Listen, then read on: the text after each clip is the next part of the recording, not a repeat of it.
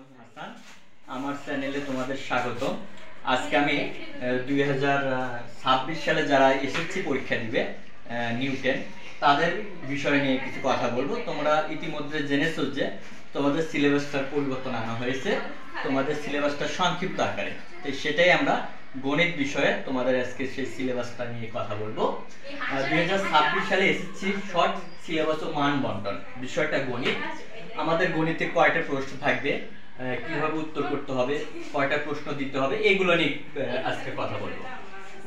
সৃজনশীল প্রশ্ন থাকবে, ক বিভাগ থেকে বীজগণিত থেকে 2টি প্রশ্ন থাকবে। খ বিভাগ থেকে জ্যামিতির অংশ থেকে তোমাদের 2টি প্রশ্ন থাকবে।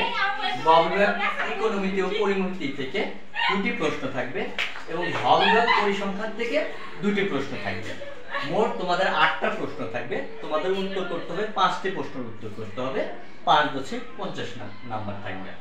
এরপরে প্রত্যেক বিভাগ থেকে ন্যূনতম, যেমন বীজগণিতে আমরা পাইছি ক বিভাগ থেকে 2টি প্রশ্ন থাকবে, একটা প্রশ্ন দিতেই হবে। খ বিভাগ থেকে 2টি, জ্যামিতি অংশ থেকে 2টি প্রশ্ন থাকবে, একটা প্রশ্ন তোমাদের দিতেই হবে। গ বিভাগ থেকে ত্রিকোণমিতি এবং পরিমিতি থেকে 2টি প্রশ্ন থাকবে, একটা দিতে হবে।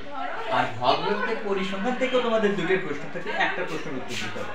অর্থাৎ সর্বমোট তোমাকে 5টা প্রশ্নের উত্তর দিতে হবে। 5×50।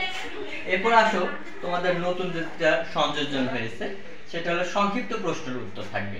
তোমাদের 15টা সংক্ষিপ্ত প্রশ্নের উত্তর থাকবে। এর ভেতর থেকে তোমাকে 10টা প্রশ্নের উত্তর দিতে হবে। আর প্রত্যেকটা প্রশ্নের মার্ক হলে থাকবে 2, তাহলে 10 × 20। এরপরে বহু নির্বাচনী প্রশ্ন পূর্বের মতোই, যে 30টা বহু নির্বাচনী প্রশ্ন থাকবে এবং সবটা প্রশ্নেরই উত্তর দিতে হবে। এখানে মার্ক হলো 3। এই সর্বমোট 50, 20 এবং 30 সর্বমোট 100 মার্কের পরীক্ষা হবে। সময় তোমাদের 3 ঘন্টায় থাকবে। সুপ্রিয় শিক্ষার্থী বন্ধুরা, পরবর্তী ক্লাসে অবশ্যই আমরা এই গণিত এবং ইংলিশের বিস্তারিত বিষয় নিয়ে আলোচনা করব। আর আমার ক্লাসটা যদি ভালো লেগে থাকে অবশ্যই সাবস্ক্রাইব করবে এবং আমাদের ক্লাসের সঙ্গে থাকবে। ধন্যবাদ সকলকে। আসসালামু আলাইকুম।